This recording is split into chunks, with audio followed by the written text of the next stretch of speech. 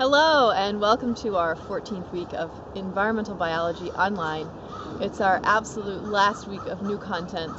Unbelievable. This week we're going to talk about conservation, and in particular we're going to look at the conservation strategy of using corridors. So there's a video that I want you to watch. It's really good. It's by Dr. Alan Rabinowitz, and he's talking about conservation of big cats around the world, tigers and jaguars and lions.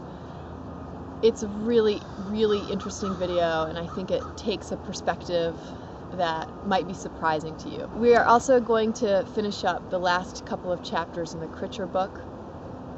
So you'll read chapter 9, which is kind of about the Earth and what is special about the Earth and the Moon. And so it takes us back to the beginning where Critcher was talking about the universe and looking at the Earth from a really broad view. So we'll do that, and then also the very end of the book, chapter 14 and the epilogue, where we're talking about ethics and what is the right thing to do.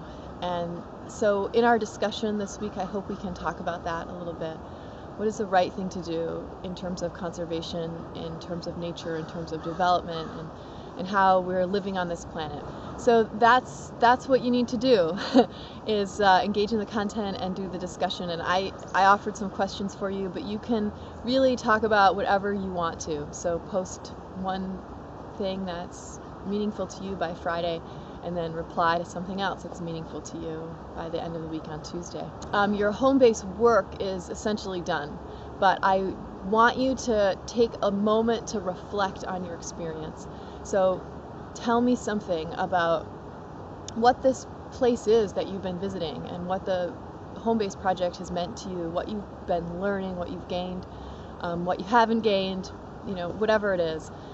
So you'll also post a reflection if you've got this week to figure that out, and we'll post that in the last week of our discussion.